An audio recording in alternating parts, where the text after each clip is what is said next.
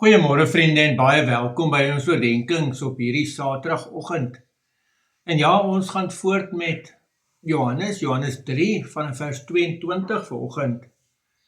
Hierna het Jesus en sy disippels na die landstreek Judea gegaan en daar 'n rukkie saam met hulle vertoef en mense laat doop. Johannes was ook besig om te doop by een naby Salem, omdat daar baie water daar was. En mense het gekom om hulle te laat doop.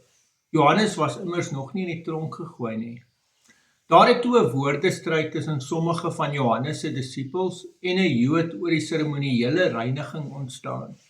Hulle kom toe na Johannes en sê vir hom: "Rabbi, hy wat oor kan die Jordaan by u was, die een van wie u getuig het, kyk, hy doop, en almal gaan na hom toe." Johannes het geantwoord: "'n mens kan niks ontvang as dit nie uit die hemel aan hom gegee is nie. Julle kan self getuig dat ek gesê het, dat ek nie die Christus is nie, maar dat ek voor hom uitgestuur is.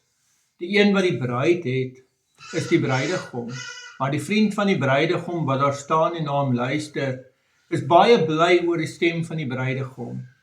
Daarom is hierdie blydskap van my volkome. Hy moet meer word en ek minder."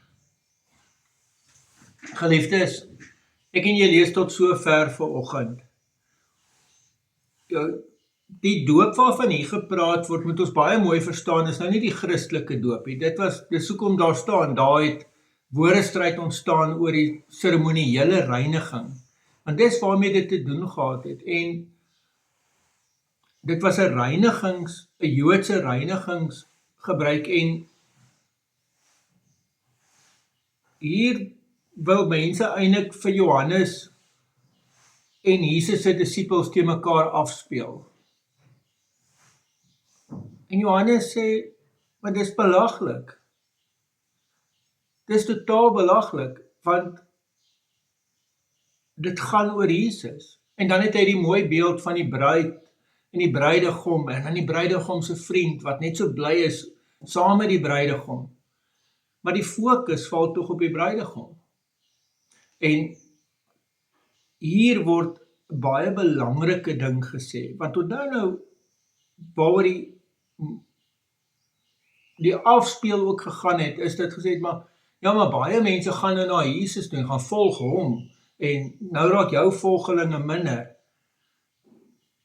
En Johannes maak hierdie opmerking, wat ek en jy nog steeds vandag moet onthou, en dalk nuwe betekenis aan dit gee in my eie situasie.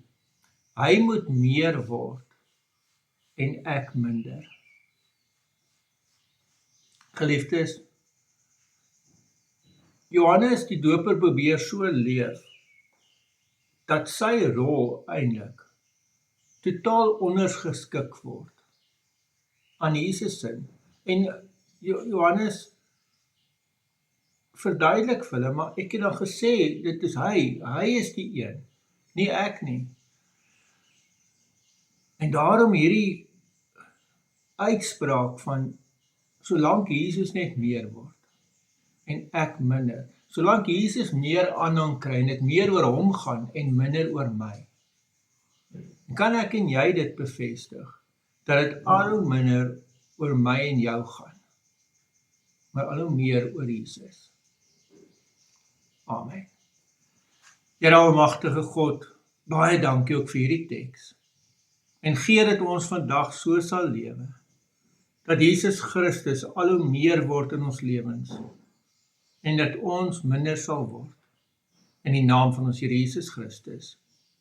Amen. Vriende, mag jy 'n baie mooi en 'n baie geseënde dag hê. Totsiens.